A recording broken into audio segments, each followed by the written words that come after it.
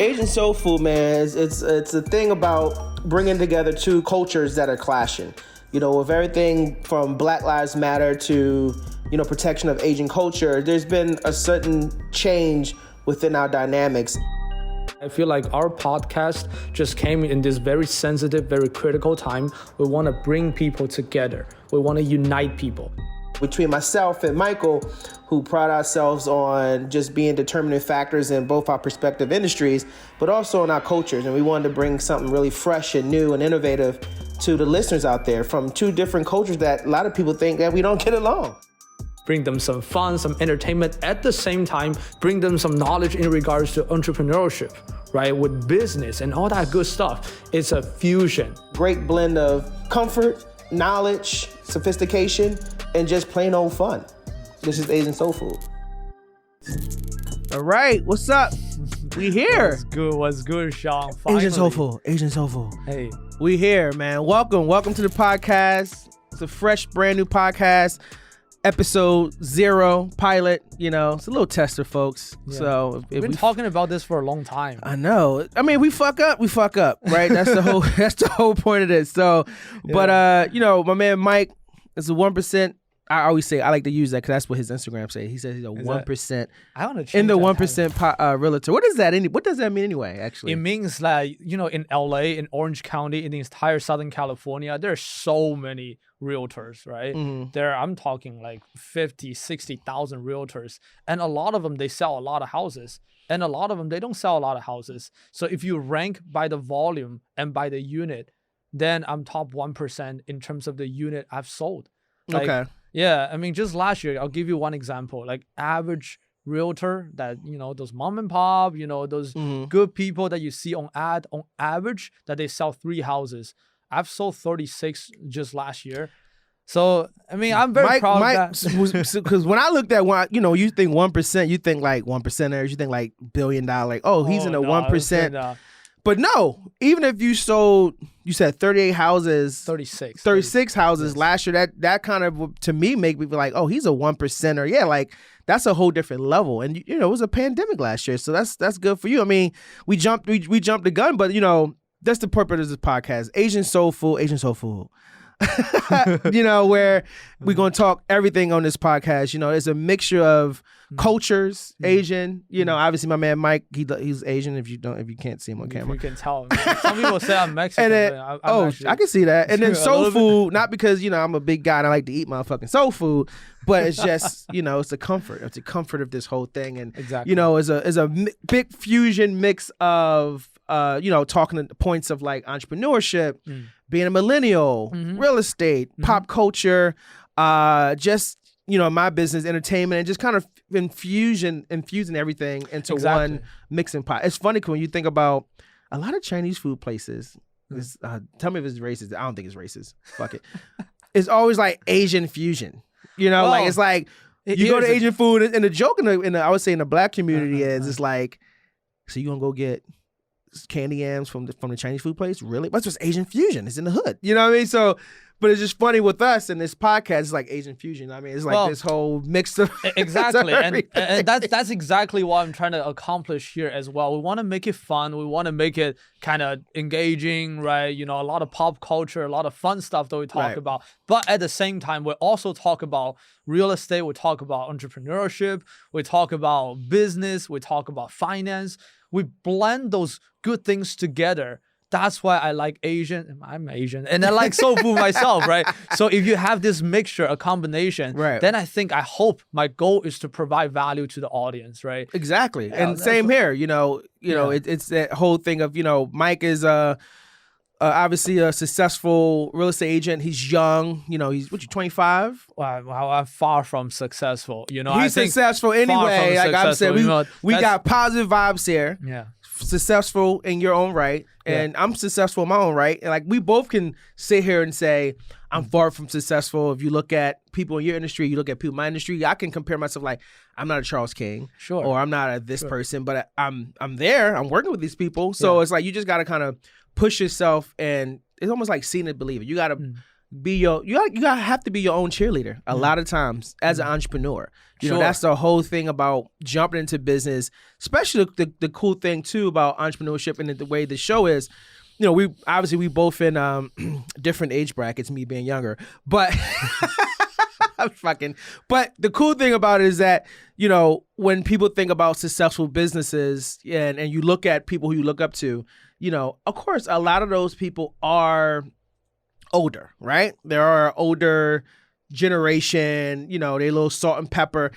But I feel like now, you know, the millennials and the zillennials and Generation Z, it's a whole different game. Over. It's taking over. Like even like you look at podcasting or you look at, let's talk about, you know, just music artists in general, right? When I used to work in music, you know, it was a certain level of vibe and sexiness and the vocals. The vocal was only probably like, just like football. 90% of football is mental. 10% of it is physical. Sure. So in music, 90% of it is sex appeal. 10%, really? Is that back before that? Yeah, before. That's what it was sex appeal. You know what I mean? Like, okay, I love Britney Spears, but Britney wasn't a singer. But she could sing though. But you know, really? Well, let me say this, all right? Back then, it was Christina Aguilera and Britney Spears, right? Britney Spears. You can't compare the two. No, I'm saying that, well, they're kind of in the same era, right? Ooh, are they in the same era or no? No, Mike. Are you sure? No. Okay, no, they're in the same era, but I'm saying vocally. Well, Christina can sing much better, for sure. But Britney Spears, she used to be able to sing very well. But the record label... Where? And I love Britney. I love Britney. You know what? I like... one more time. Listen. Is it what you got? I mean, that was one of her hits. Is it what you got? Slave. Well, all the black people like... yeah. You guys all like Britney? No. So Britney... Okay, we've gone all places. But no, Britney... Britney had both cultures. Yeah. I think she had all cultures, but in the... Sure. But when she really got the black community is when she came out with this album called the Blackout Album. And she had Timberland produce that shit. And every fucking track on that Blackout album Hit Me Baby One More Time. I was like white pop, you know. I was back in China. I was a young guy. I didn't speak no English at all. So how you used to sing Hunting Baby? That is really random. I want PC. But you can say if I was after you, be like, hit me, baby. But that was 2000. Was it 2000 even? 1999? No, when she first came out? No, with a Hit Me Baby One More Time. We need a fact checker. Producers have to get that. But yeah, maybe. I think it was early, late. Is it early 2000s? I think so. But when she was super popular back in China, she was, you know, like all sex appeal, you know, the Toxic song. I don't know. Oh, yeah, Toxic. But that was way later. But what I'm saying is... Going back to what we were saying about sex appeal. The sex appeal, right? It's a sex appeal. Yeah. You know, so I kind of lost my train of thought of what my purpose was. I get what you're saying though, you know, because right now I think millennial and especially younger people, they have so much resources, so much resources in their hand, where they don't have to wait this grind, you know, for like 10 years without seeing any revenue, and they have to do this, do that, they have to grind it through, they have to eat shit like Gary Vee said. Well, I think if you're on the right track and if you come from the place of servicing people, you really want to help people out. People can tell the difference. You know, if you're looking, hey, you know what? I'm just gonna scam people off. You know, I'm just gonna make my money. I don't care what they feel. Then people sense that. People know they're not stupid right now. And because of the internet, because of social media right now, information is so easily transmissible. Right? Is that the word? but yeah, we're gonna make it one today. Yeah. But exactly, we can reach so many people in so little time. That's what gives a lot of millennial people, you know, a lot of edges. Yeah. And that goes down. Remember the focal point of what I was saying is that, and by producer Diamond, 1998 is when that song came out. But what I was saying is that back in the day they had a certain level of success, right? They picked and choose who was going to be the stars and who wasn't going to be the star. There's a lot of people that was on that label with Britney, but she was the one. Same thing with Christina Aguilera. Same thing with Lady Gaga or Carrie Hilson. Or it was a lot of those. Nowadays, what I'm saying is I'm saying about the Generation Zs and all that. They can't control who's going to be a star nowadays. The thing with YouTube and TikToks and Instagram and Facebook, these millennials, and I'm talking about maybe even from the ages of 16 or and above, they're creating their own business. They're creating their own lane. They're creating their own content. Where you know what's interesting with they're that? Controlling that. The one YouTube channel just recently, I just saw this. You know, this is really off the topic, but I don't care. You know, I was just thinking about this, right? A public traded company, a smaller one. Okay, they're with NASDAQ, they're with NYSE, they're public. Their entire volume, how much business, the net worth of the entire company is less than a YouTuber. Just let that sink in a little bit. The smaller ones I've saw just last year is less than $10 million. The entire volume, okay? Wow. I don't know how you call that's exactly what it is. And a YouTuber like David Dobrik, right? Or Mr. Beast, and the guy is going places right now. These people, their net worth just by, only from their views, from AdSense, right? I'm not talking their merch or anything at all, is more than a freaking public traded company. That's wild. Then that's a cool thing too. It's funny because if you talk to older generations, I would even say people just older than me, again, because I'm only 25. You always say to people, older people, because most of them always think like, oh, these TikTokers. I think I saw like an old video of this white girl, some drunk white girl, and she was like, you're an Instagrammer, influencer. That's not a real job. That's not a real job. Oh, that is a real and like job. I got on TikTok. Real job. I got on TikTok right when in my industry we have this thing called industry shutdown. It happens in December. We finally get 2 weeks off. So most agents and managers finally take their vacations, and we tell clients don't fucking bother me, And so I was like, you know what? I was so against TikTok. I was part of that whole like, I never say it wasn't a job. I just was like, I got Instagram. It's too much. Yeah. So I finally got on TikTok, and it was like looking at videos. Oh, this is cool. So I was like, okay, I'm gonna create some fun content. Yeah. And I started creating content from, I had like 0 followers. And then within like a week, I had like 95 followers. I thought I was like the shit. I'm like, I got 95 followers is the shit? No, it's not the shit, but it was the shit for me. Because I was like, it's TikTok. So then I stopped. Because when, work started back up in January, I just stopped creating content. And I started getting all these messages on my TikTok. And I was like, who was messaging me? So I finally opened them up, and it was like, you haven't put nothing new up. We need this. I would love to see this. And I'm like, oh, they think I got time. I ain't got time. I ain't got time to be doing nobody's motherfucking videos and shit like that. But it made me think also it is a full-time job, because to create content like that is hard. I mean, because creating content all day long, like because when like me, like say like me, but like say for example, shout out to Haha Davis, we're gonna be working with him. When I first saw you, I thought you were Haha Davis, bro, for real. Good thing or bad? What a fucking camera at? See that's the shit I'm talking about. Not all black people look alike. Hey, bro, I know. That's like me saying to Mike. No. You guys. Yo, I thought you Jackie Chan. Yo, no, I don't look like Jackie Chan at all. Well, I mean, no. I'm saying that. Couple drinks and a little weed. Yo, no, I can see it. You smoke all that, then I look probably. There's no tournament. It's real. No, I'm saying that Donovan doesn't look like Haha Davis, but you do a little bit. That's okay. Listen, he's a cool guy. Yeah, he's a good guy. He's funny, man. I like that guy. Yeah. Davis. Hey, what do you think his creative process is like? Listen, his story is phenomenal. I don't want to get into his story because we want to get into on a lot of stuff he does, but.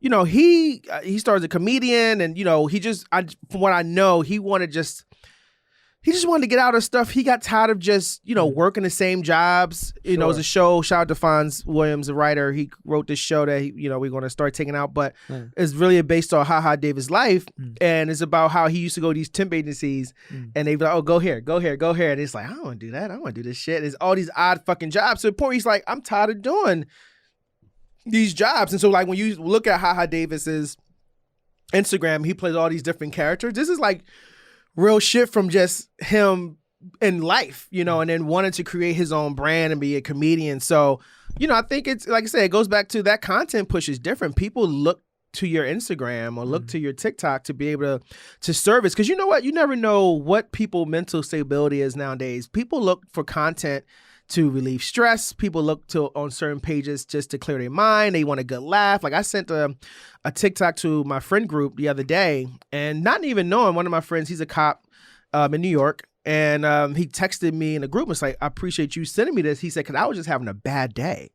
And this video, something funny. Yeah, he said this video really made me. He said he said God must have either had you or me on your mind. Because I really needed that. And I remember writing him saying, laughter is the best gateway to release the negativity. Sure, so I think it's important for that. I think it's how do you say this right now? TikTok and Instagram, because everybody, we only got so much time to spend. Right. We got 24 hours a day. Minus sleep, we only got 16 hours or so, and then you probably need to work a little bit, right? I'm not saying a lot, you got to work a little bit. So we only got so much time.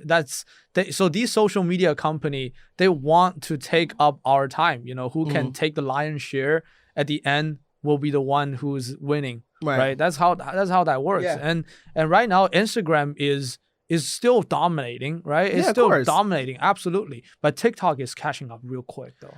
I wonder, do you spend more time on what do you spend? I guess I think TikTok. Because if I want to finish work and I sit down and I'm just like, okay, I need to clear my mind, I can literally scroll through TikTok for almost 2 hours and not even know. Sure, it goes by so fast. My business is I look for talent. I look for ways of finding new, fresh voices or ways I can say, oh, that person should be on this show, or we can make a really fun digital skit out of this person. So TikTok is really what I look for. But segueing is so funny with TikTok. One thing about TikTok I like, right, is that you learn so much shit. You learn so much shit on TikTok. For what? Just random things. Random things that you learn on TikTok. So it kind of goes into this segment thing, we talked about earlier, and I'm going to throw some stuff at you. Sure. So it's like does it slap or is it whack? Right? Did you come up with that name? I don't know. I just does it makes slap or is it okay? I kind of like it. So all right, let me see. So for example, by the way, just for your record, I have no idea what that is. Slap means is it lit? You know what I'm saying? Is it good? And then whack is it corny? So for example, Nicki Minaj. Does she slap or is she whack? Oh gosh, I'm gonna offend a lot of people. She is whack right now. Oh, she is whack. Well, let me say this, okay? I'll have to clarify a little bit. Back in 2005, 2010, before Cardi B and all these drama, and then she tried to be the queen and saying different things. Right. I think she slaps. She slaps hard. So in her prime, when she first came out. Yes. Okay. Yes. And after that, I just feel like, you know what? Instead of making quality music, I think she still wants to make quality music. But for some reason, she's just, it's time to have a new queen on the throne, so to say. And she just not very, she doesn't want to give up the throne, obviously, right? And then there's all these drama and all that stuff. And then the quality of music drops. Name one hit by Nicki Minaj in the last 2 years? Anybody here? One hit. Oh, God. The only one song that came to my mind is the Megatron song. It's not very, very good. She had a lot of collabs, too, I think, within the last couple of years, too. That's pretty dope, Name too. Name one song. If I ask you, what if Cardi B, does she slaps or is she whack? That's my shit. Which Shout one? out Cardi B. Is it up? It is up and it's stuck. Yeah, I don't know if that's the words, but creative I think license. We gonna make it work. Is it not? It's what I heard. Okay, 1 or 2. All right. Okay. What is this? Is a good one for you. Well, you answer it first. Cardi B.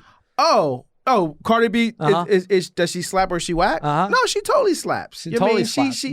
Every song so far she came out with is lit. I mean, is a hit. Bodak Yellow, her first single. I think the funny thing when she was on Love and Hip Hop, that was a long time ago. Long time ago. Yeah. And she's always talking about the rap game, the rap. And you never really saw her rap. And then I think it was one episode when you saw her actually in the studio, and she just spit a couple bars. And I remember watching it. And I was like, oh no, she's good. Because at that point it was her and it was another rapper. It was the other girl they had on there. I forgot her name. I think the girl they had on there, I forgot her name. I'm sorry if they listen to this. I know she came with that song that is chicken noodle soup with a soda on the side. Producer, get her name for me. But that's the song that she was on, but it's called Chicken Noodle Soup. Chicken noodle soup with a soda on the side. You never heard that song? I've never heard that song. No, Little Mama. Was it? No. It was another I never girl. heard that song. But what? Yeah. But so it was focused on her in the show. Sure. And then Cardi B was kind of like this ratchet, stripper turn, want to be, rapper, trying to do her music. And then when she spit those bars, I was like, I remember sitting home like just her vernacular, her voice tone as a rapper, and then the bars she hit, I was like, oh, she's dope. So when she came out with that mixtape, I was already hooked. I was like, oh, I already knew. But that was when I didn't know Cardi B until she got Bodak Yellow out. Yeah, she had a mixtape before that. Before Bodak Yellow. Yeah, before Bodak Yellow, she had a mixtape, and it was lit. Yeah. So, and at the time I was living in New York, so you kind of infused in that world and stuff like that. But no, Cardi B slaps. My next one for you is a little more. I know we had a conversation about this before, and you might not want to answer it, but I'm gonna say it. You ready? You sure you're ready for this one? I'm not sure, but go ahead. Donald Trump. Oh no, are we really gonna talk about Donald Trump? On this thing, oh, yes. Does he slap, or is he whack? And disclaimer: can I answer to you like for different stages, or have to answer to you like in one word? Because right now he fucking whacks. He whacks as hell right now. Okay? Right now, so right now, he has room for redemption in your mind. No, I'm saying that before because I read his books. He is in real estate, right? He is a that's huge why I figured, developer. And I actually want to learn. He's in real estate, but he'll rent to diverse people. Fuck them. Yeah, he is not. He's not an agent. He's more of a developer, right? Right. But he puts deal together. If you read his book called Art of the Deal, and he has an attorney. I forgot his name, but his attorney is a great guy. I mean, very smart guy. Did he do his taxes too? Because he'd definitely be a great guy. No, not that one. It's like a negotiator. Put these deals together. And there, I have to say, we to analyze a person, it's not all good or all bad. That I don't think that's the right thing, the right way to even though this is a super big evil, there's always good part we can learn from the guy. That's how I always look at it. Yeah. But he's whacking your book with an option to slap at some point. No, not in the future. I don't think he can. That's his public image. Okay. He needs to stay to his narrative. Yeah. He's a white supremacist, the KKK and all that stuff. In order for him to kind of unite a certain group of people, he needs to stick to that narrative and he cannot change that. So that's the part that he got himself into that and he cannot pull himself out from it. But before, I'm talking 2013, 14, when he got the show, he is good at what he does. He's a celebrity. He is a freaking reality show TV star. He is the image of him being a boss. It's ingrained in people's mind. For that sense, he actually slaps. He is good at what he does. Would you agree? I agree. Listen, when he was president, I didn't vote for the motherfucker. Did you vote for anybody? This ain't about me right now. No, okay. I voted for Obama. I'll admit I didn't vote the year. I didn't vote the year that Trump and Hillary was going because I didn't like either of them. All right. So for me, I was like, okay, I'm gonna counsel both of them out because I don't give a fuck. And in my head, I was like, of course, Hillary is going to win because she has the better resume. Sure. And then when I woke up that next morning, I said, what in the fucking fuck happened? We got this. I saw that coming. I knew I couldn't vote, by the way. Just so you guys know, I cannot vote. I wanted to, but I couldn't vote. Give my man Mike a green card, man. Somebody holler out there. Somebody give us a care package. Yeah. Mike is single. He married. I don't know how much he'll pay for it. But we are accepting those type of things for my man Mike. Are you looking at a camera right now and saying that shit? Yeah. All right. Right? I think. All right. Yeah. All right. Sounds good. All right. I'm down. But what were we? What were we talking about? No. So we were talking about you saw it coming. Oh, Trump. Okay. You saw the when wig people vote, they don't vote based on policy. They vote on who has the better charisma, more influence. That's the thing, because I'm in business, right? I look at sales, I look at marketing. That's what I'm good at. Especially, I'm selling houses. Yeah. And by the way, just last year, just so you know, a lot of houses that I've sold, it couldn't be sold with other agents, meaning other agents, they had a listing, they tried to sell it, just they couldn't do it. You said other agents? Other agents. Okay, I thought you said other Asians. I was laughing. I was like, dang, Mike, how you racist against your own culture? Couldn't be so other Asians. Yeah. Because I'm the only fucking Asian. That's why I'm the 1% this guy is Asian. Crazy. This guy is talking shit all day long. but yeah, you know, it's just there's other people trying to sell this thing. They couldn't do it. Well, it goes back to sales and marketing. Yeah. I think it comes down to how they talk, how they move people. Yeah. Trump is good at moving the crowd. Yeah. That's why he's, you know, that's a good point. I mean, I think, you know, sales and marketing is a big, you know what's funny? I think sales and marketing is so broad. They don't vote for the policy. No, of course. But even, you know, segueing just into the business aspect of sales and marketing for you, even for me, like we both work in the business of sales. You know, essentially, you selling cement bricks and I'm selling 2 legs and pretty faces, you know, but at the end of the day, at the end of the day, there's a sales and marketing tool. Now, on your end, as far as like what you do in the real estate game, you know, how is it a different sales and marketing aspect when it comes to a diverse, say if you're selling a house, like or say if your team, you have a team that's a buyer, is there a different marketing thing you do for, like, for example, if you look at Toyota commercials, right? Or not even Toyota, I would say Ford commercials. Ford commercials always seem to have more black people in their commercials comparable to if I see a Lexus commercial. Huh? I didn't pay attention to that. Is that for real? Yes. If you look at a Ford commercial, there's so much more black people in a Ford Focus or riding through the fucking town. And if you look at the Lexus dealer, as every time they say, you see a white person, either come out and they're in their cabin and it's like white snow all around. They have a red ribbon. I don't even know what I'm talking about. They got a red ribbon over their car. And then in the Ford, it's like, I'm going to pick my girl up. We're going to go to the town. It's always like that. So what I'm saying in your game, real estate game, I can talk about how I have to do it. Is there a certain marketing sales tool when it comes to buyers? Because, you know, people in the real estate game, at least just growing up, there is a different market for someone that is African-American or black and brown. I don't care about that. I know. I'm just saying in the market value, when you're selling a house, is there a certain market or sales thing you have to do for that particular house that, you know, if it's in not a nice area? I have to say, I think I know what you're asking, but the answer is no. Okay. I think right now there's a lot of rules and regulations and laws that prevent you from kind of diverting a certain demographic to only a certain neighborhood. It's what we call redlining. It's illegal. That's not what we do.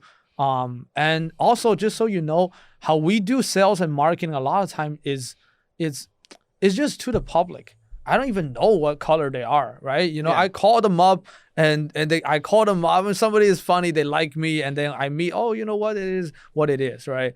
So that's the thing. I think back to the point that you're saying, the Lexus and Ford, what do you think the reason is? I have no idea. They appeal to a certain demographic. To me, and I'm just speaking on my behalf, this is just obviously, you know, podcast is like a butthole. Everyone has one, right? It's opinion. I also feel like Ford is an affordable American car. And in that words, you know, middle class to lower middle class can afford it. So 90% of that class would be your black and brown community. Whereas Lexus is actually part of Toyota brand. Sure. But it's their higher brand. And so that's a certain demographic and a certain percentage of people who make a certain amount of money, which in their head and their marketing bill, and it may not be wrong, it's probably not wrong. That's a white America. I think it's possible. You know? I think that makes sense. You know, I think moving into just the marketing and sales ability, even like as, you know, my job, you know, when selling actors or selling directors or selling writers, you know, it's funny nowadays because, you know, with the Black Lives Matter and all those things, is now the point where, and like I said, this is just my opinion, you know, is at the point where it's like, now that all this has happened, it's been happening for years. Now that we finally put, you know, being diverse, black, brown community, Latino community to the forefront, now it's like, okay, we want to put more of these faces on TV. We want to put more of these faces behind the camera. But it also comes off a little bit as, are you patronizing us in the fact where you're feeling sorry for us? So now that's why you're doing it? Is this making you feel better? Whereas it like, I'm really thinking about that too. Actually, yeah, that's a good question. That's a really good thing. Put this on camera. Because now, when I have to sell, like if I go call a certain, production studio, right? And we have conversations. And I'm a type of person, I don't care if you're black, white, Asian, Puerto Rican, been around the world, you good, you good. It sucks if I have a female director who so happens may not be diverse, right? But they're qualified to do the show, and I get pushback saying, oh my God, Sean, she's so great, but we're like looking for like diverse, female-driven directors, and of course, as a manager, my job is to sell. It's like, well, every good diverse director that you're looking for is booked up working. So now I have to get someone who's obviously diverse. But they're less qualified to do the job. But because they're black because they're Asian or whatever, they want to use them. And it's like, so now we've taken away. And like I said, I'm all for pushing culture. Sure. But not to the point where you're, taking away from the creativity. You sacrifice equality. Yeah. Whether you say, you know what, let's take this person because he or she is more qualified to do the job. But in the shadowing programs, in these programs, when you take a young director and say, let's put this young director or writer, or more say director with this more experienced director to help shadow. Because then on the next episode, let's give it to them, or, open those doors. So now it's like, it becomes a point where, I have to email or they want, so it's a very hard game. And so it does makes you question, are you doing this because this is what you really want to do, or is it more like a redeeming factor? Because even now, the foreign, what I think? Go, tell me. Yeah, no, I think right now, especially we have all these things going on, right? Last year was a really difficult year for America. I think. Yeah. I believe in one thing. I believe in America as a society, because I'm from China. I chose this country. I could have gone back to China. I could have gone to Europe, anywhere. I chose here because I believe its ability to self-correct. That's the most important thing. It's it's like a temperature thermometer, right? There's we set that at 72 degrees. It's never at 72. It's always like 71, right? And 73. It's a dynamic equilibrium. I think that's where we are right now. So sometimes we're gonna push a narrative a little bit too hard, okay, too much. So like what you said, we sacrifice the quality in order to get diversified. Is that a good thing, or you think it's a bad thing? Well, again, it's not a good thing, not a bad thing. I think it's a dynamic equilibrium. When we go to that point, and then we're gonna go back. We're gonna go back to and gradually there's a more range of things that's being correct. Number one, we take care of the diversification, and at the same time we also get equality as well. I think that's the goal that we're shooting. We're going forward, and I think in the next 10 years for minority people, Black, Latinos, Asian people, I think it is the great opportunity that this is the new era. Turning point, okay? What's happened before has been happened. Okay, it is what it is. Right now, we're looking forward to the future, right? And I think we're gonna make it work. And I truly believe that we can self-correct. Yeah, I love that, Mr. Yue. No, it's dope. I mean, I think when you talk about like self-correction, America been self-correcting themselves for years. Even you talk about the slave trade. You talk about long time ago. Boston Tea Party. You talk about all the historical things that happen in America. And it's funny because I feel like I could be wrong. Producer can fact check me on this. I feel like we had the most self-correcting, iconic things that happen in the world. Where. We talk about segregation. You talk about America always lead the world. Yeah. Always lead on everything, especially culturally. Where I think are we the first country who allow gay marriage? And is that I think so. And we're also the first country who legalized marijuana on a much larger scale. Well, not the whole country. I would say not the whole country, California, but sure. You know what I mean? Yeah, we are the pioneer. We're the avant-garde, right? Who is in front of the world. So I think we should keep doing this. When I said self-correct, it may not be perfect. Nothing can be perfect, but I think we're going toward the right direction, right? Yeah. If you look back 1960s, what we had back then, with all these things, because I only learned it from textbook, from movie and stuff. And compared to right now. Is that a step forward or a step back? It's a step forward, without a doubt, right? Listen, it's almost like when you, for my writers out there. Give it some time. It's honestly like a TV show for my writers out there who know, creating conflict, inciting conflict of everything. And so for this season of America in Trouble, 2019, it was George Floyd. It was Breonna Taylor, say her name, hashtag, you know what I'm saying? Where there was a centralized conflict that happened in America that was an uproot to the point this shit got crazy when you even got white people like, oh my God, I gotta like learn so much more about the community. Because my thing is I grew up with white people all my life, all white schools. I look at it as, it's not like, it's just a absent-mindedness oftentimes. And it's not just like a white thing either. It's a black and brown Latino thing too. It's absent-mindedness of just certain things because we all live in our bubble. And I think the central conflict that has happened last year with the George Floyd and Breonna Taylor's, it goes back to what you're saying, that conflict, that self-correction where we had to go through, unfortunately, what we had to go to now in order for us to move forward. So all these things happening now had to happen. COVID, I believe, I'm a big believer on everything has to happen for a reason. Sure, and I believe in that too. If COVID didn't happen, we wouldn't have, unfortunately, the George Floyd situation, which was horrible.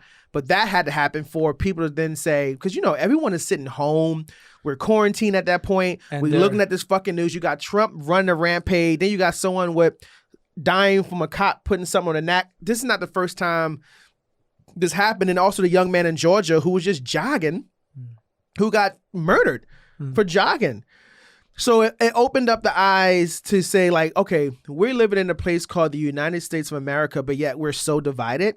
All because you or me, Donovan, my man Cleveland over there, like, we all look different. And it's bogus bullshit, but I feel like the certain things that has happened within last year and now we are in 2021 is the self-correction, that process that we're going to be going through. And I agree with you. It's all about self-healing. It's all about how do we move forward? And I think one of the major factors of that change is, which I felt like I wasn't like sentimental about it, but I felt so nice and warm when we got Trump out of office. You know what I mean? Because it was like, we have a country that became united. I always say it about United States. United States is like a big family. Like, we fight. We hate each other like any family. Oh, this bitch get on my nerves. This happens. But let some motherfucker come up in here and do some bullshit. United States is like family. Oh, hell no. You can't talk about him. Only I can talk about him. Fuck you. We gonna fuck, you know what I mean? That's how America is. So that was a good feeling to see the country come together. Even though we had I don't know the number, how many people, millions that voted for Trump, but the amount that we had come together to say, we're not going to stand for this bigot, racist, to the point where they storming the Capitol, all this stuff we're seeing, we're not going to stand for. We're in America as a country. We want to move forward. We want to be this great nation. Even if you look back in 1998 in the early 90s, late 80s, when America was, we were gold. I remember that, and I grew up in that era. So for me, living in America at that age and just seeing the progression of technology and things we were doing in the world, we still had our shit with the Gulf War and stuff like that. It was just a prosperous, like, it gave you could prosper in America. People came here for that. Of course, within the last, I would say 5 years, it's been a little different just because hatred. But I feel like we're moving to a better. Would usually for this thing, we can have an ongoing discussion for hours and hours. Mm-hmm. That's how I feel, and let's, I think this is something that is very interesting. It's very interesting that you think about, just last year and all these crap is happening, nobody's happy. They got stuck at home. Right. And this thing got just so intensified. And finally something did happen. But like what you said, it happened for a reason. Yeah. So I think the next 10 years is going to be really good. I really look forward to it. A lot of people don't like Biden, right? I'm sure. They say this guy is, sleepy, or all that stuff. Sleepy Joe. I like Sleepy Joe. Hey, you know what? He can sleep and sign that tray and all. It's all good. It's all good. In my pocket. We want to give him a shot. at least give them a shot, see how that goes. And I have a good feeling about the next 10 years. Yeah. I think God bless America. That's the thing that they say. That's what that's what it is. That's what it is. Nice. Okay? That's what it is right now. And talking about the printing money, then may not be a great thing or in the long run. Because Bitcoin is crazy right now, right? Bitcoin is crazy. Are you talking about printing money? Printing money. Is it cryptocurrency? Am I saying that right? Yes. I mean, me and my colleague, I always say colleague, friend, all three. He's my buddy. We always talk about that. And my one of my guys, Carl, talks about it. He actually has a Bitcoin. And, of course, I'm always like, I'm a Taurus. You know what I mean? I like to keep my money in my pocket. Let's keep it straight 100. You know what I'm saying? So, but when you look into the cryptocurrency and the Bitcoin, it is a future, because it's like, why are we still printing out money where I can electronically pay for stuff or electronically do things? I always laugh. I was like, when people started explaining to me, I was just like, oh, like Total Recall. You ever see Total Recall when they like transfer the money? And I was like, is that like kind of what that is? So no, it, like what you're saying, it's very much that, future. It's the crypto is one thing, but what I was gonna say is that because Bitcoin, there's only limited amount of Bitcoin. Once you finish mining it, there's no more. But for US dollar, that's completely different, right? We print money like crazy. Just last year, that's how we got those checks, the stimulus check. We're happy, we got the money. But however, on the same note, just, I go to UCLA, I study economics, right? And I know that this may not be a great thing in 5 years, where our people in 5 years, they're paying their debt. The result is this: huge market volatility, meaning the stock market can go all the way up because there's so much money going in. And at the same time, it's the next day, it may drop like a huge amount. Yeah. It may not be a great thing, so people are happy about this. And just so you know, on the real estate, everybody knows here as well, on real estate, I want to kind of segment that into talking a little bit about real estate. Interest rate is at all-time lowest just last year. Did you know what the interest rate was? No. Educate me, Mike. Educate me. Because a motherfucker like me need to buy a house. I'm tired of renting. You should. Right now, the interest rate, I'm telling you. Yeah, well, you know what? I'll do my best. You should. Give me a discount. I don't know. How can I give you a discount? We segue into real estate, like you said, interest rate and all those things. And again, we talking millennials buying houses. I know a few people I knew that's in my industry that's young that bought houses. Now, I'm actually, we can talk about that too, because it's like a lot of young people are buying houses. Like I know my little brother, he plays professional basketball overseas, and he's really big into real estate. Obviously, my mom is in real estate. I like real estate. Most people like real estate, especially the younger generation. I mean, producer, can you give us a number of like the millennials now buying? I think it was like what, 25, 37, or 37, whatever. 38%, if I remember that correct. Yeah. Was last year a buyer's market? No, it wasn't. It was not. Okay, and so I guess take us through like some of the did you knows or didn't you know? Like, what is as a first time home buyer for any millennial, that sometimes they just want to buy investments, sometimes they just want to flip, or they want to buy it. Like, what are some of the things they should know, when just going to buying property? First of all, the first thing that a lot of people should know, but they didn't know, is that their monthly mortgage can be less than their rent. That's that huge bullshit, thing. Folks. That's that bullshit. That's a huge, no, that's actually true. No, and I'm saying that's that bullshit in a way like you paying $3,000 whatever for an apartment building, and you can get a house that you own for less, for a lesser. Condo, you combine all the expenses together. That's the biggest part that came to my mind, right? If you ask me, did you know? A lot of people didn't know that, right? They're paying their rent, and it's like burning money. Just imagine, like, you had your hard-earned money, $3,000, you light that on fire every single month. That's what they are. That's what it is. However, in LA, in different markets, right, and especially here in Southern California, a lot of times you can buy something, okay, either a small condo, okay, you buy a smaller house, and you're putting down 15%, 20%, okay, and then you don't have to pay the mortgage insurance. Usually the threshold is at 20%. if you pay over 20% on down payment, right? Save up a little bit, okay? Right. I think that's the goal for a lot of millennials right now, that the first-time home buyer, save up money, save up a little bit, have a goal. Let's say you want to buy a $500,000 home, right? 20% is $100,000. Well, you get that in LA though. Huh? And in San Pedro? Well, you can get some things in LA. For 500,000? Yeah.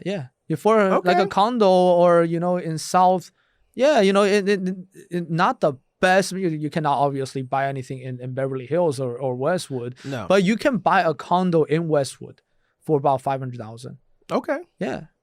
I fuck with Westwood. Shout out Westwood. I love Westwood. I love Westwood. Westwood's nice. Yeah. No, that's definitely good information. Like it's yes. What is some of the things you can look in at, for millennials if they're like a first time home buyer? Like what is, and also what are in your head? What's a good number to save up? I would say this: a good number to save up, shoot for $100,000. Okay, wow. That is, I know it's a little bit challenging, but hey, have a goal in your mind. Okay, it might take you a year, 2 years, 3 years. Save up that $100,000. Even less, okay? We can talk about different options. I was gonna go to the second point, but that would be a good solid number to put down. 50 is good, 30 is also good, but 100,000, gosh, you're solid. You can buy something. We're gonna talk for yourself. The 100,000 sounds amazing, but I'm gonna speak for some of the people who maybe they're a general manager at Walmart. What makes good money? I remember I was in Atlanta. At the Waffle House, bruh. And Waffle House. At the Waffle House. They had a sign. It was like manager, assistant manager, and like whatever. And like the manager was salary at $45,500. $45,500. To manage the Waffle House. Then it was a GM position. It wasn't that much. It was like $60,000. And I was like, for the Waffle House? I was like, that's kind of cool. I just come in, they real old school. Well, where is Friday, it again? Bacon, cheese. It's so. What city is it again? This was in Atlanta. Atlanta. So we have and this is per se making $60,000 a year. Okay. All right. Most millennials nowadays, this is no shade, but half of millennials in LA don't really work. They all like influencers or actors, whatever. But just for example, they do make only $60,000. $100,000 is a lot. And they want to buy what is the lower tier, and if it's possible for someone that that's what I want to say on the second point. A lot of people don't know this, but you can buy a house as first time home buyer. Okay, you can take advantage of this thing called FHA loan. Say it again. FHA, Fair Housing. Fair Housing Administration. Loan. Yes. Okay. FHA loan. You only they ain't connected to Sally Mae, are they? Yeah. Well, 3.5%. Cause they know Sally, bitch. I ain't gonna get one. Sally don't know me. I think they kind of lucky I had scholarship and stuff, but Sally ain't cool. But is that a federal loan? I'm guessing for the government, or is that like a bank loan? It's government backed. Okay, got you. It's government backed. Okay. Given that you're only paying 3.5% down payment, so we're talking not a lot of money. Well, it's still a good amount, but I think it's doable for a lot of people. Take advantage of this program. You can still get really good interest rate. Okay, still very good interest rate. 3.5% down. Let's say on a $500,000 home, that's like what, like less than $20,000 after the closing cost, $25,000, $30,000. And that's more doable for a lot of people, right? Okay, you do that, and then you actually own the house. When you own the house, here's what you get. You get depreciation. Every single, you know what? You get tax benefit, okay? All kinds of tax benefit. You also get the appreciation for the house. Every single year, over 10-year period, usually the house goes up just from 2010 to right now. The price at least doubled. I mean, come on. Just think about this. That means you put down, let's say, back then you bought a house, you put down $30,000, you bought a $500,000 home, okay? Very nice $500,000 home. Right now, the house is worth $1 million. Just imagine that. You can literally sell that and you just made $500,000 in your pocket. Think about this. So you saying buying a home is also a great investment in just for a business. So you can write your house off on taxes. You can obviously refinance your house. You need money to do other things. And that's really great things. I think, when you talk about home buying for the millennial, it's important because I think a lot of times it's about educating yourself. Yeah. Oftentimes, you know, when you think about buying home, especially when you come to LA, people think like, I can't buy. So many people I meet like, I would love to live in LA, but I can't afford a home here.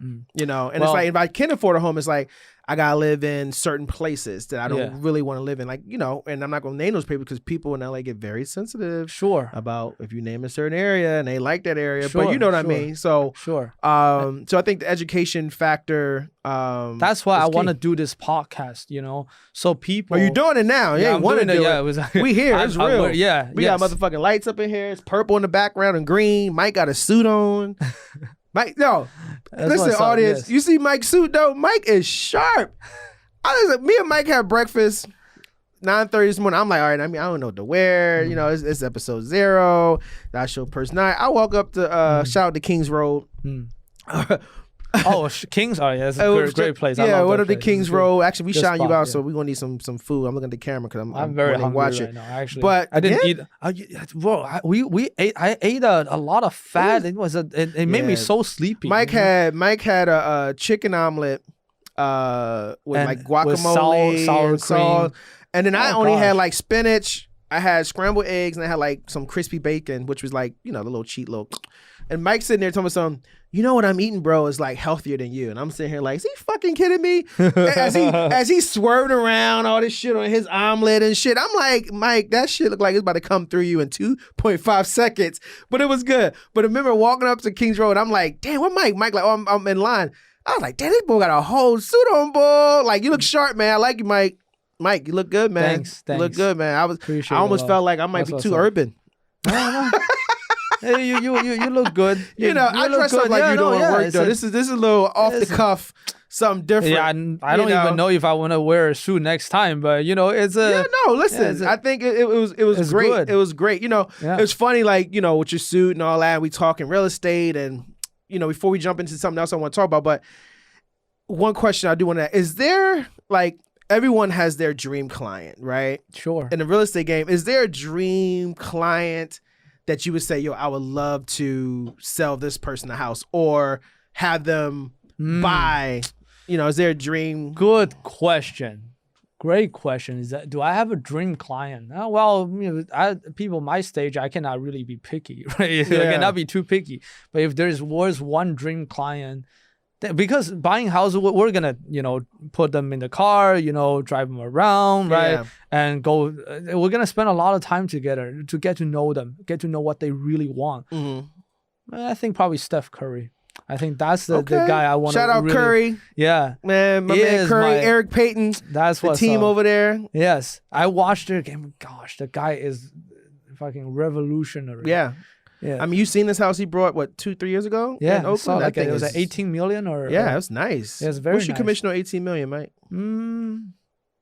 Well, 2%, 2.5%. You calculate it yourself. But yeah, no, like it's 2 fish, 3 fish for that one. It's pretty decent. I mean, it's decent commission. Okay, nice. But yeah, no. And your finder's fee for me hooking you up to meet him and all that good stuff. Yeah, we can talk about it off camera. Yeah, I'm down. Yeah, absolutely. But it's funny now because you in real estate. Are you into like? Are you into pop culture? I feel like I'll ask that question myself. My dream client would be, all my clients are my dream client. But sure, if I was sure, I just say that's true. Right. I don't know. I think like Michael B. Definitely okay. Michael B. I feel like would be great. Also, obviously Idris Elba is great. Who is it? Idris Elba. Who's Idris Elba? Mike. I have no idea who she is. She? Is that a he? Idris Elba. You know Idris Elba? Oh yeah, no, the movie star. Is that how you say his name? Yeah. How would you say it? I have no idea. How to say Idris Elba? Idris? Yeah. I know Jessica Elba. No, honey. I'm joking. But I just don't know how to, Idris Elba. Yeah, he's a good guy. He seems like I actually would fuck with Ben Affleck too, though. Ben Affleck. I like Ben Affleck, man. I'm a fan of Ben. He seems like a nerdy guy, though. Didn't he go to Harvard? He seems like. Did he go to Harvard? Oh, that was because of Goodwill Hunting, right? Didn't he go to Harvard? I have no idea. He from Boston. Boston ghetto white people. Okay. I don't care. That's why I said it. I've been to Boston. Boston got some hood ass white boys. I mean, I'm talking about like Jeremy Renner type shit, like fuck you up projects. But I like Boston now. But Boston is racist as fuck too, though. That's the only thing. So like, rip from the headlines, right?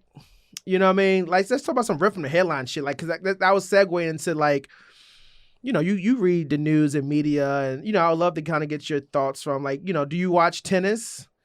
Like, do you watch Naomi? Is it Osaka? Naomi Osaka. I don't really watch tennis. No, but do you know who she is? She's Asian. I know. She's Blasian, right? Is she Blasian? Yeah, she's cute. She cute. I know she's Naomi. cute. Naomi, you single? My man Mike. Oh gosh, is totally single. I don't know. Is she? Naomi Osaka. Well, yeah, she is. She is very single? good at what she does. Oh, does she really? Yeah. What rapper boyfriend she got? He's cool, man. What's his name? Yeah. Wait, she go with a rapper? She's so like Harvard educated, kind of like very smart. Wow. Did she beat Serena Williams recently? Is this the second time she beat Serena? Yeah, second time. Oh, we got a picture. Oh. So that's her now. Okay, wow. After winning her wow. her tournament. Okay. She dope. Cute. Listen, I watched her for sure, and she's good. I watched her as the U.S. Open. I think, the U.S. Open, and then this was Australian Open. And obviously, I'm a fan of Serena. Sure. But what you haven't watched? What are your thoughts on her? Like, I think she's very cute, and she's. I was saying sports wise, but we can go into the cuteness of it. She's definitely cute. It's funny because I would just say as an athlete, might like, no, she cute. Yeah, but yeah, no, she is a beast though. She is dominant. I mean, I think for a female, I feel like she could beat some males. How old is Serena Williams, by the way? 40? Is she in her 40s? No way. 43, 44? Serena Williams is in her 40s? Yeah. No way. She's been at this game. Really? I didn't know that. Because Venus is what, 40? They not too far. She is. Age, so right? so her peak was super long. She's 39. She's 39. Serena okay, 39. So she's turning 40. Naomi's boyfriend is Corday. Who's that? Corday. I like him. How old is he? Young boy? Kind of young. Yeah. Put his picture up. Corday. Yeah. 23. He a baby. Yeah. Mike, you 25. You got over him. Well, he's good at what he does. Well, is it? Let's put up Corday. We're gonna compare and contrast I think why she should be dating Mike. Oh my gosh. Please. And not this Corday motherfucker. Let me see. YBN Corday. He had this one. I think I got a pretty good vibe from like him. my little brother. Yeah, there's one song that he got is kind of similar to Chance the Rapper. Okay. A little bit. Oh, is he Filipino? A little bit. Is he Filipino The too? vibe is a little similar. He's not? So, okay, let's put up his let's find out what he do. We're going to compare and contrast him and Mike. Oh my God. We're going to pitch Naomi, Michael Yue. Yo, this guy wild here. This guy wilding right here. 1% versus a rapper. Oh my God. He can have a flop tomorrow. Yo. Mike can sell, this motherfucker, I got to set you up with somebody else. Mike sold 36 houses in the pandemic last year. To me, that means winner. How many albums this dude sold? A lot. Yeah. Well, no, the guy is good. He's good. I don't care. We talking about paper. That's fine. I think if Naomi met you, man. I think she. Let me hear. What are you gonna ask about Naomi? I just want to get your thoughts. She beat Serena. Don't try to segue. That was real funny. Mike getting all red over there. No, I just want to get your thoughts. Like, what you think? I mean, because she's Black and Asian, you know, I know Asian culture is very big on winning, and you know, again, I wanted to know like how you felt about her, like, you know, her beating Serena. That's a big thing. Yeah, you know, and she does it with grace. I like her. Yeah. Well, I would say that, you know, a lot of times we focus on people's skin color a little bit too much. That's true. Yeah, that's very true. They're good. They're good. No matter they're white, they're black. You know, the reason why I like competitive sports like tennis, basketball, and all these things, they don't care about where you're from. Yeah. But they don't care about you. If you can score 40, bro, they don't care what skin color you are. Yeah. Luka Doncic, you know, when he first got into the league, and people call him pussy as white boy. Is that what they call him? Say it again. Pussy as white boy. Pussy as white boy. I think the guy Harrell, I watched the NBA playoffs just last year. The guy Harrell from the Clippers got tripped by Doncic. And then they were pussy as white boy. And then they were like talking some shit here. But Doncic just schooled him, like take him to school. You know, the guy scored. That's what I'm saying. You know, in this, we don't care about skin color. We care about performance. Who can beat? Who can come on the top? Right. You know, the funny thing about when you talk about sports, right, and being competitive. I mean, I had a debate with someone before because they had this whole thing of like, oh, it's so toxic. You know, toxic masculinity when you know, every person want to like put their kid in sports and, you know, and I don't know if this came from because they didn't play sports or whatever, they're a writer or whatever. Me coming from, I played sports all my life. All my aunts played basketball. All my cousins played a sport. I went through college playing football. I played every sport growing up from tennis to baseball to basketball to soccer.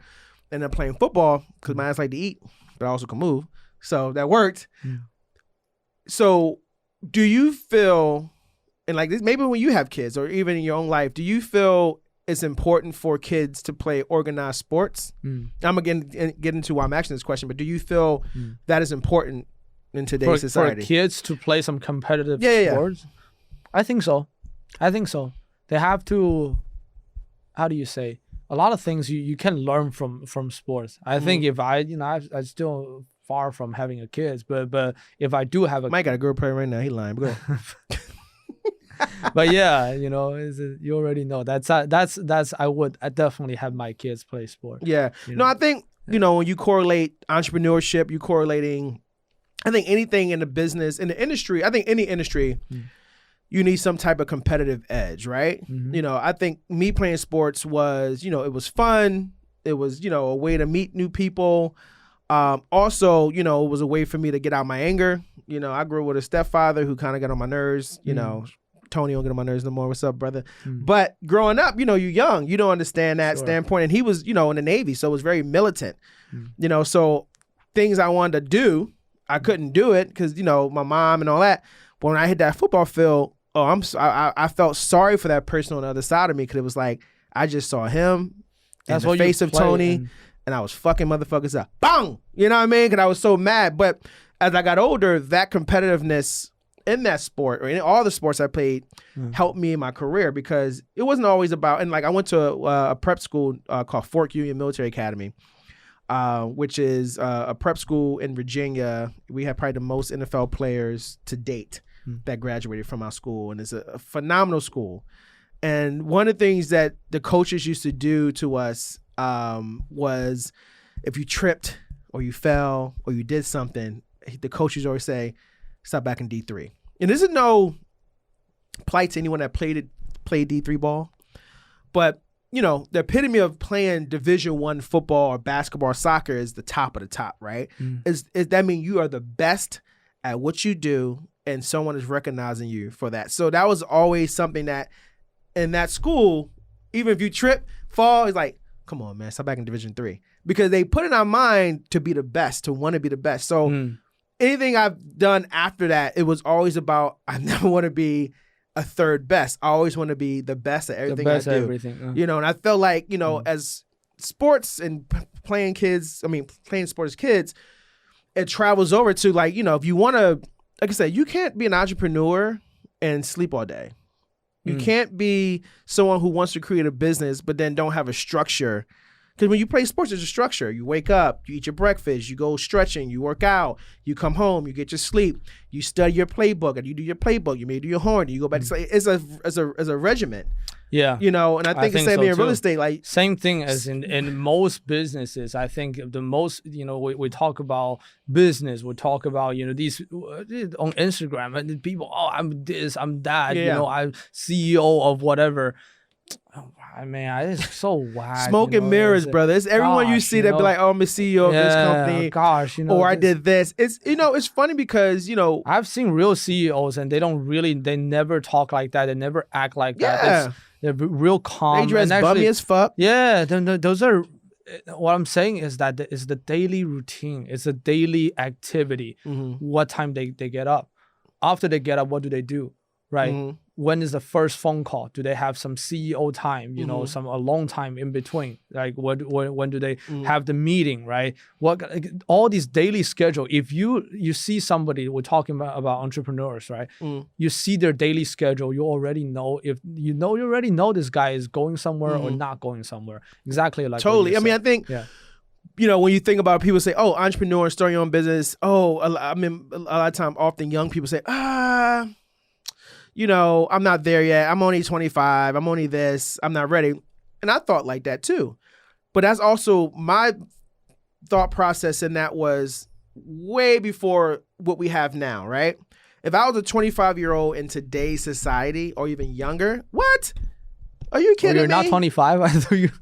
I think you're 27 now. Yeah, I moved up in age. But I'm just saying, if I was 25 in today's society, right? Right at this moment, there's so much that is giving so much access to everything that you do. You know what I mean? And like, it goes back to what you say, the regiment and how you go about things. You the thing about our business, like you as a real estate agent, me as a manager, producer, you have to know how to create the work to get the work. That's the thing that a lot of people don't know how to really figure out. Because everyone wants to be a producer. Everyone wants to be a creator. Everyone wants to get their production company and be able to produce something.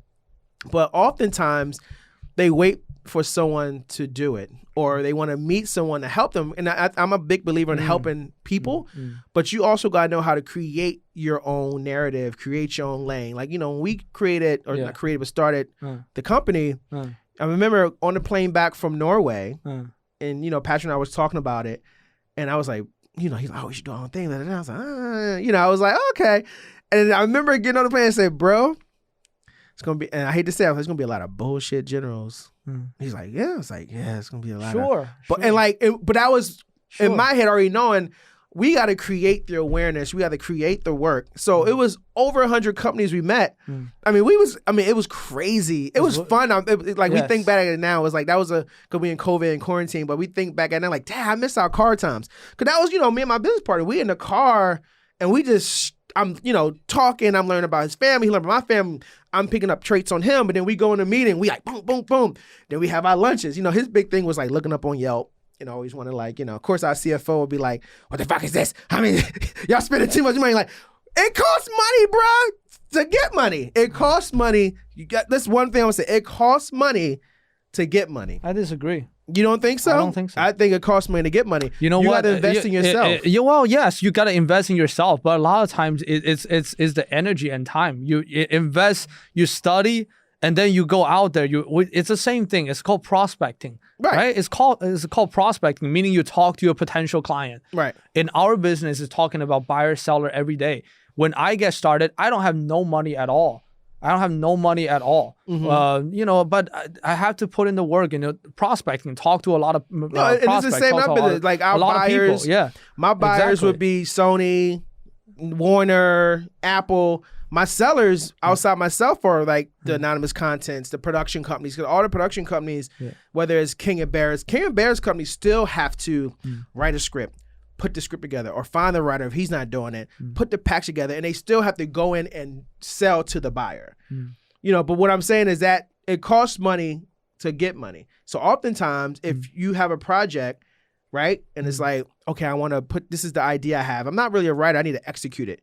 You got to invest yourself into a writer that can come on board, that you know has done stuff to create this package. So now you have this great writer that you invested in. Then you have to put the necessary materials you need. That costs money too. And then you have to take that, give or take, you maybe spend $1,000.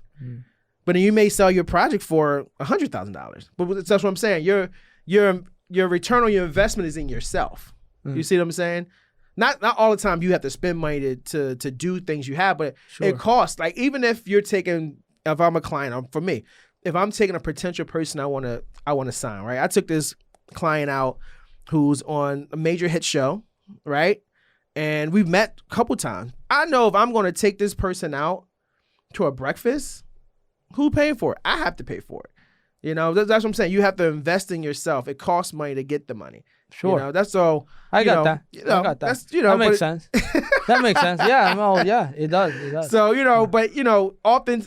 It's just for a lot of young entrepreneurs. Don't worry about the first step. Yeah. You know, I think that's the best thing that, you know, people ask me all the time, hey, Michael, you know, you the yada, yada, yada, you know, you're doing this, doing that. Like, how'd you get started?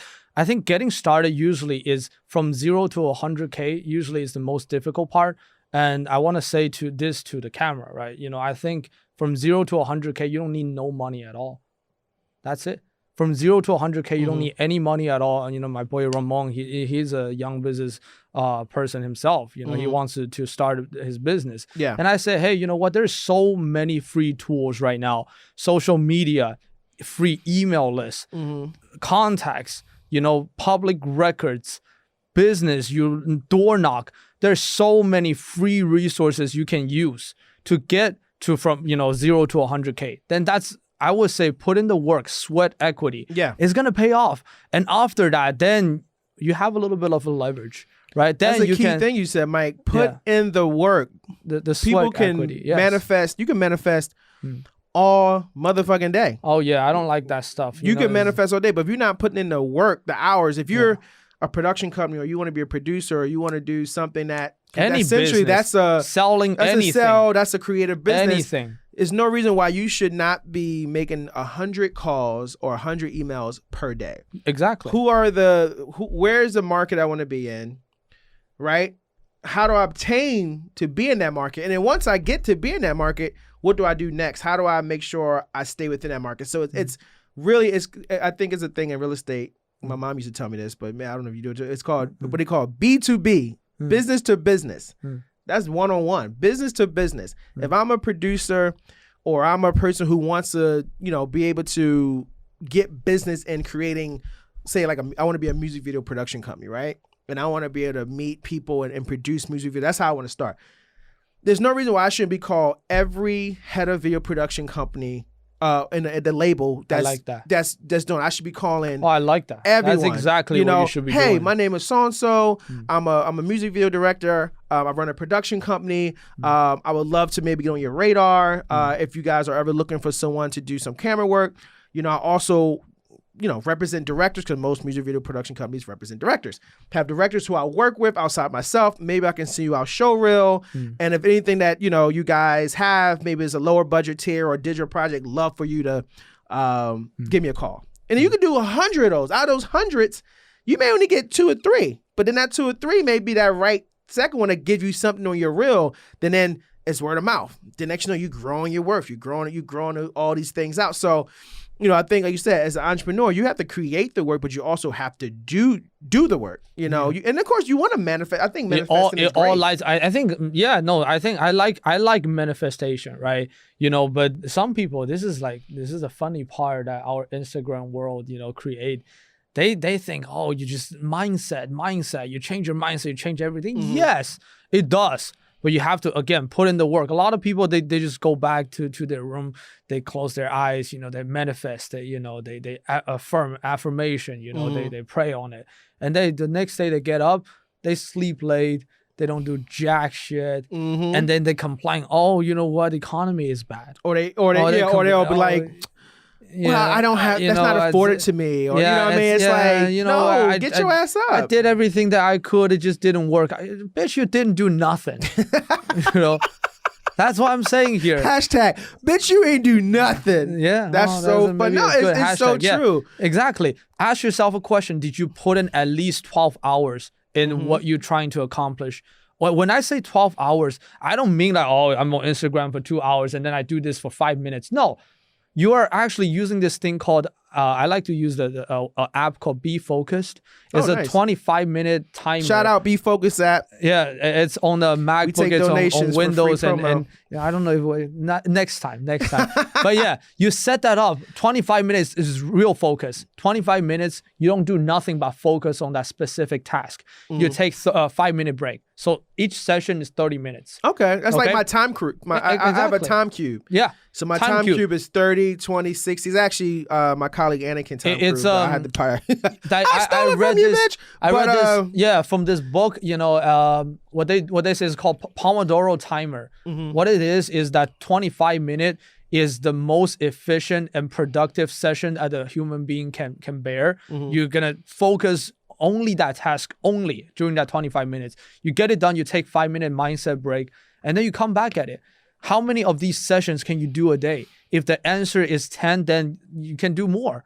If the answer is 20, then you're on the right track. If you do this intensive 20 sessions, 30 minutes per, right? You do 20 of them each day.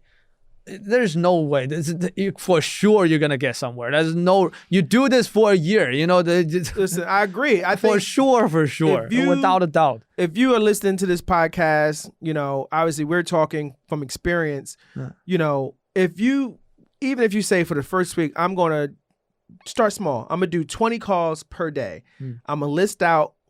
You do your manifestation.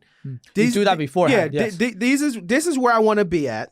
How do I obtain this? Yes. I know I got to get to this person in this particular department at these companies. Sure. So I'm a first call. Yes. Boom, boom, boom, boom. And I usually, like when I first started doing it back in the day, I would follow with an email. Yeah. Hey, I try to reach you on call. I left a word for you. Yes. But I figured the email might be easier. Yeah. And then you go into your thing. Different methods. Yeah. And then they either and then sometimes if they don't come back right away, because it happens, they don't come back and you because some people do this. I emailed, but I never heard back. What, did you follow up, bitch? Follow up. It's all I'm quick in with the that. follow-up. I'm like, it's okay. all in the follow-up. And now it's funny because Gmail and stuff let you know, oh, this was 4 or 5 days. Haven't just replied, go back and be like, it depends how you want. It depends how you are. If it's a new business that you're trying to create, hey Susan at whatever you're trying to be at, hope all is well. I just wanted to follow up on the below email. Love to connect. I'm gonna say this: 90% of the time they're gonna hit you back because it gets frustrating emails. If they're a busy person, oh my God, I missed this. Yes, let's set up a call. Love to get to know your company. I like that. So even if you start out 20 companies, which is 20 calls or emails per day. I do a thing. I'm old school, so I like an Excel sheet, like a tracking sheet. And I have tabs. So I have tabs on what projects I sent out, what projects I didn't send out. I have tabs on clients, who I pitched, who I didn't pitch, where I pitched them to. If I haven't heard back, oh, this is for this movie or this is for this thing. So I track it. Like my colleague is more like, Google Drive it. I'm like, fuck that shit. I like to be able to see that stuff and click it. So if you do that every day as you're building your business, trust me, you're going to start to see a big difference in the volume of answering emails. And any business you in is about relationships, particularly ours. Being in real estate, being in the entertainment industry, it's a relationship business. So the more relationships you can create for yourself, especially at a young, maintain. People understand. Yeah. I started this business in college, but this in the entertainment industry. I was 20, probably 2021, and I got my first internship, which turns to my first job, which was at Paramount. And I started creating relationships within that internship and that job. So, fast forward how many years now, those relationships that I had is what I, with no pun intended, cultivated since I started. Because everyone has changed. That assistant, for example, I met an exec who was a coordinator for a really high-end producer. And we hit it off. She was a lower tier person, but in the company, but I still respected her. I still kept that relationship. 2-3 years later, she's a vice president at a major company now. And that's a relationship. I remember my goal in my business was always attack the lower level they call them creative execs. So I had so many career execs that I would hit up because I knew those career execs is going to be VPs or they move up so quick. And so a lot of the execs I talk to now were creative execs that I talked to 3 years ago. Same thing with me. I was an assistant. People who met me, that I was an assistant, coordinator, I worked at ICM, all the big places I worked, they knew at some point, I remember I got fired from a job. Yes, me, fired. I only got fired because this motherfucker asked me to make him a peanut butter and jelly sandwich. I said, you must got me fucked up. It was a big company at a big production company. And, he was doing all these big shows. I'm not going to name the shows. And I remember he came out. He was like, Sean, can you make me a peanut butter and jelly sandwich? I'm over at the front desk, the computer. And I was like, yeah. So I went in the back, poured this bread out. And I think also in my head, I'm like, I'm black, this guy white. I'm like, did he just fucking help me? Like the movie Help, like I'm a maid. So I was like making this motherfucker peanut butter and jelly sandwich, and I started getting meat. I was like, throwing that shit on. And I went in his office and I threw it on his desk. And he was like, what's your problem? I said, don't you ever in your fucking life ask me to make you a fucking peanut butter and jelly sandwich? I said, you done lost your goddamn mind. First of all, you only paying me $500 a week. That don't mean I make you peanut butter and jelly sandwiches. So like we kind of got into it. The next day he brought me to office. Damn. I already knew in my head I'm about to get fired. I don't give a fuck because I'm going to run unemployment. This was 2008. So, and this is like the first time I actually moved to LA. Okay. So I went in his office. We sat down. It was like a very amicable talk. But what he did tell me this is how he did it. He said, I don't know where you're going to be at in 10 years. So I don't want to make this breakup be a situation because I don't know where you're going to be in 10 or 15 years. I don't know where I'm going to be for 10 or 15 years. So I'd rather us part ways and keep the relationship where I don't have a problem if you hit me up or I hit you up. And in my head, I was like, of course I'm 20-some years old. I'm like, in my head, sure. In my head, like, nigga, I ain't never hit your fucking ass up. You done lost your fucking mind. You can kiss my ass. You can hit me up, bitch, but I ain't going to hit your ass up. But as I got older as an adult and maturity hit, it made sense because you're not saying I'm like this guru or whatever, but it's a relationship that I can go back and say, hey, so-and-so, I'm actually doing something in your field. Love to connect. You know, because these same people hit me up on LinkedIn and we connect and stuff like that. So the relationship game is very intricate. It's very important, you know, but also creating that relationship as a younger person to be able to, you know, really harness that, you know, you getting jobs and stuff like that. It's funny because I want to segue into this thing, Mike, where we're all over the place today. Are we? As our first episode. Oh, I feel like we all good. Are we good? Yeah. Okay. That's that Asian shit. Right, really? Y'all so like, it's good though. It's good. You know, when Mike get married, boy, I want to be the fly on the wall when you get married. Because Mike will be like, listen, honey, I need to get up. I do my meditation. I need my breakfast. I need this. We'll get sex in this point, but I need this. Like, you're so like, I mean, I'm structured too, but I'm kind of like a little, you know. I like it. You like what? To be all over the place? No, I like structure. I know. I think just I got to throw a little monkey wrench in that ass. This thing, compare and contrast. I think you like to compare and contrast. Like I feel like you're that type of person where you like to like, I wouldn't buy this, but I would buy that. So compare and contrast, which is like, compare how different they are, and then what's the contrasting parts, right? Sure. So let's talk about some stuff like, you know, we both play basketball, by the way. I one-on-one, I shake your ass like easy. Shake me? Shake you like Kyrie Irving. Like when? I brought Kyrie's the other day. Watch me gonna play Sunday. No, I stepped back. See, he cut me off. I didn't even know what I was gonna say. I was gonna say Mike was a good basketball player. All right, sure, all right. But now he fucked up. Mike done lost every series that we played. That's not true. I got 3 rings. No, that's not true. 1 in football. That's not true. 3 rings. Mike never want to be on my team. That's the problem. Because you got a Kobe in your team. You got a Kevin Durant. Oh my God. And I'm Kyrie. I just kind of. You're Kyle Lowry. I take that. He from Philly. Every team has a kite, right? There's the string. It's like business. It's the string. It's also a good business thing. Compare and contrast. We going to stay on this shit. A kite and a string. The string is to guide you, right? That's my job in the basketball. I'm guiding, you know, I'm segueing. You control the narrative in the game. I don't necessarily have to be the scorer to be a winner. Not everyone on a team has to be the scorer. There's certain positions that are very important. Are you talking about just walking down the outside? Because right? you know what, we playing Sunday. I'm about to bust his ass. No, that's not true at all. That's not true at all. I would say, okay, all right. Hopefully Mike win this weekend. I beat him easily, just so you guys know, easily. Okay, this is a good one. I don't know how to explain this one. This is our producers brought this up, guys. So, love or lust? Huh? Love or lust? How do you compare and contrast this? It's completely different things. Explain, Donovan. Can you get the mic? I think. What you prefer? Well, prefer love. I prefer love. I think lust without love. Well, you know, that's all the hookup culture that we have right now, which is fine. I think I'm fine with it. But you know, if I had to choose one, for sure, love. You know, it's like, okay, do you feel like you're a hopeless romantic? Not really hopeless. I would say, I'm reasonable. What's reasonable? I'm reasonable. It's like transaction with you. A little bit. I just need to make sure that I think things need to kind of make sense, before I can. Well, I think lust is how do you say this? It's too forward. Back in 20 years ago, we don't do this, right? Do we do this? 20 years ago, like, how convenient we are on Tinder.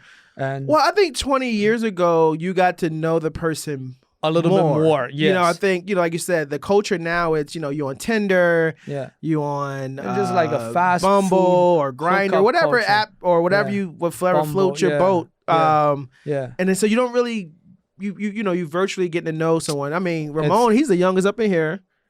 You on any dating apps, Ramon? What you on? Tinder. You on Tinder? Yeah. But I think most we don't people got a camera on Ramon. Yeah. Ramon, good looking guy though. Most people on Tinder, I think. Okay. Yeah, it's like so on Tinder, do you feel, Ramon, is it more hookup culture, or do you feel like it's like you can meet someone that, you really are about to, like, what I'm saying, you could date? I had both experiences, so most of the time it's hookup culture though. Okay. I think it's mostly hookup culture. But you also like 20, so you ain't really looking for nothing, long term. Okay. Yeah, so it's fine. He part of the problem. He done told himself. Part of the problem, exactly. Part of the problem. But I think if you put Tinder, like, swipe left, swipe right, then it's already very superficial. Oh yeah, because right? you're judging people off their looks. Exactly. You're it's not crazy. You don't know what kind of person they are. You don't talk to them at all. You don't know what their hobbies are. You see that. That's already.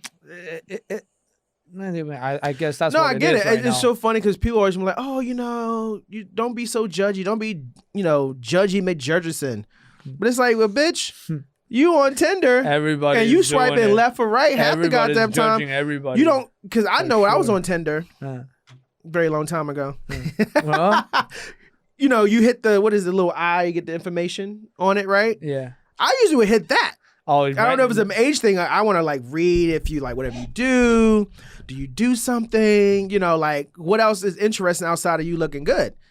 Cause I can swipe a certain way and like I meet you. Oh, this person look good, and I meet you. I'm like, oh my god, they look good, but they dumb as shit. They boring. They awkward as fuck. Yeah, and you know what I mean? Yeah, so I'm not about that. What you don't do that? You don't do the No. I'm saying that I'm not about those what you just said. You see them, you take them out. You go on a date, and then you realize that nothing is in common. Right. I had those experiences, so that's why I'm like. Well, Mike, you dating, Mike? I mean, you're in real estate. You got to be meeting a bunch of people. I am meeting a whole bunch of people. Like, I'm also busy with work though. I do go to date. Yes, Mike got the top collar open now.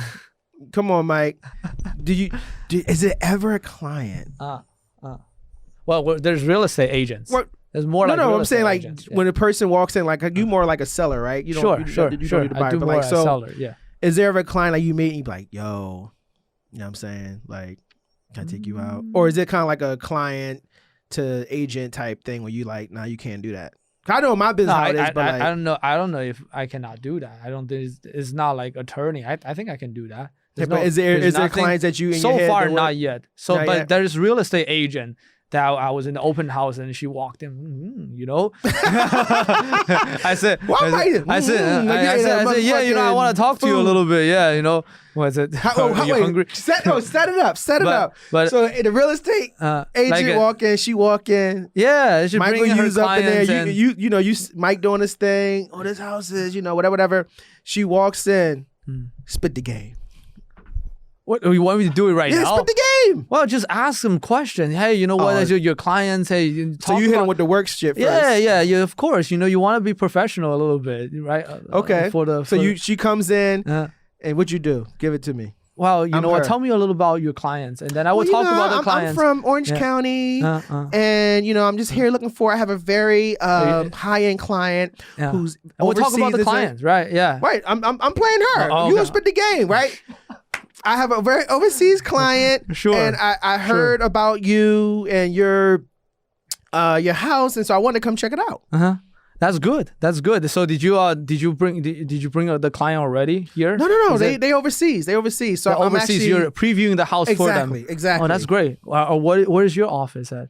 Oh, I'm in the Pasadena area. In Pasadena? Yeah, that's not too far from me. Oh, really? What office are you at? I'm with Compass right now. Oh, Compass Pasadena Playhouse. Nice. Yeah. Okay. What about you? I'm with Century 21. Okay, well that's good. It's not too far from us. So are you more on the buyer side or is it? It depends who's asking. I'm asking. Oh, now Mike, that's your attack. That's when you go in for the kill. Yeah, well, a little bit and get the Okay, I see you. And get So do you hit him with the okie doke, like the no look pass, like we should probably just do a dinner. I do lunch. But then how does that come off? Because I feel like with women, and maybe even for men too, but like when you do it that way, does it confuse the woman? Like in your opinion, like if you say let's set up a regular lunch and you go sit down, she's going to think about just doing, she's going to think about just doing, no, she will know. She will know. Okay. For sure. Sure, no. Okay. Yeah. Well, you know what? I think we run out of time. A little bit, huh? So, what I mean? Oh, it's 1 o'clock. Gosh. We got 10 more minutes. Goes so fast. Okay. Okay, so that the lust, we kind of went on a tangent on that one, but that was fun. We gonna love. This is not gonna be the last time we gonna get into Mike love life. I'm gonna tell you that right now, because I don't talk about this a lot at all. Yeah. Exactly. Okay. Kyle Kuzma and LaMelo Ball. What kind of comparison? Well, our producer is like so random all over the place. I like it though. LaMelo Ball compared to Kyle Kuzma. They're both Puma. Both Puma. They're both Puma, but I see. Okay. I guess I put them in the compare contrast thing. But what Kyle Kuzma? I think he doesn't have that star quality. He's a star, but he's not a superstar quality. When he does things, he dating Winnie the Pooh though. Yeah, well, he's wearing the. I call it Winnie the Pooh. But yeah, I think he's a solid, nice, good player. He's a solid player. Okay, but he doesn't play like a superstar. Okay, but LaMelo Ball, I think because of he's the younger brother, right? Younger brother, yeah. He's a showman. Mm-hmm. He plays on the show. He puts on the show when he plays. Who you taking though? If you're a team owner, who you taking? That's a good question. If I'm playing, I'd probably take Kuzma. Yeah, I probably take Kuzma as my teammate because I feel like he's more consistent. He can shoot better. Ooh, yeah. I'm gonna do a Michael Yue. I disagree with that. Huh? Go ahead. Why? I think Kuzma's. What are you playing? Forward? Power forward. Power forward? Yeah. I think Kuzma is a really cool player. I think he's inconsistent oftentimes. Yes. I think, he overthinks a lot of stuff only because he's just a younger player. Yes. I think he's effective as a role player, So if I'm a team owner and I'm looking at a role player who, if they run the play the way they're supposed to run the play, he's perfect. But I'm looking for someone who I think can attack the basket but also be a good distributor. I'm going with Ball. I mean, I also think, but you cannot shoot though. Who?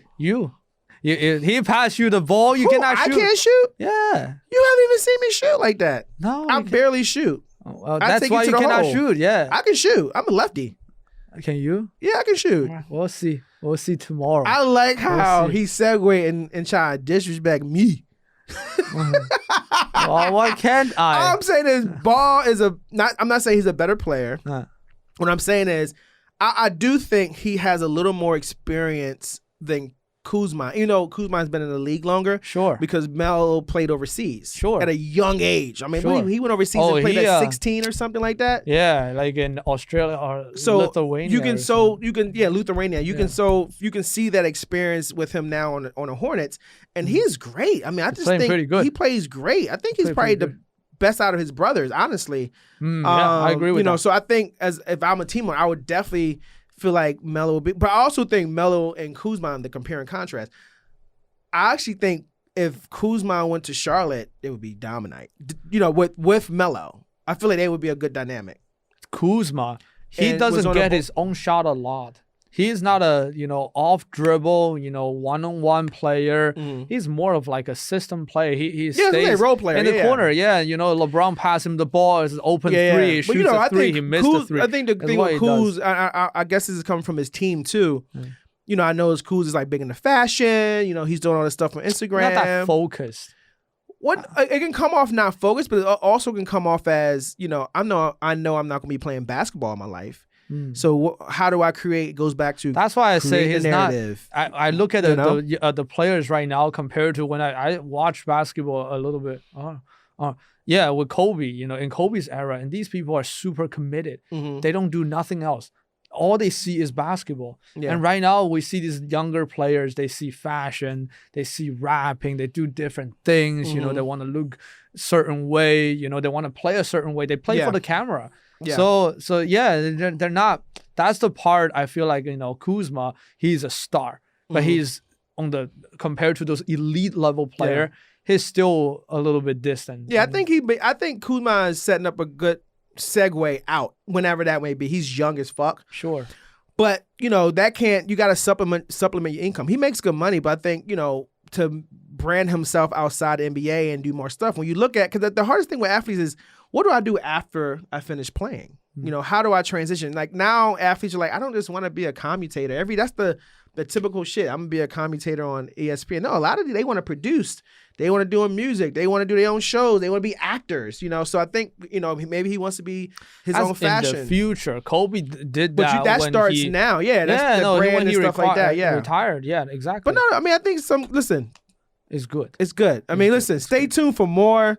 Unfortunately, we run out of time, guys. Hopefully, it was fun and insightful, and very fun. We talked about some good things, and we're excited. Hopefully, Mike want to do more. I know he's busy schedule. He's gonna be taking all his dates to lunch from all the open houses, but we want to be talking about more of this infusion of entrepreneurship, real estate, just kind of putting out that positivity through the world, and hopefully at some point educating as well, and just having fun.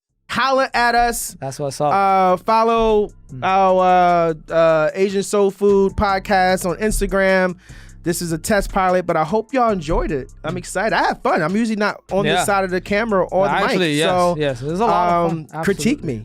And if you say some shit, I'm calling the goons. But we out. Appreciate it. Peace. Peace.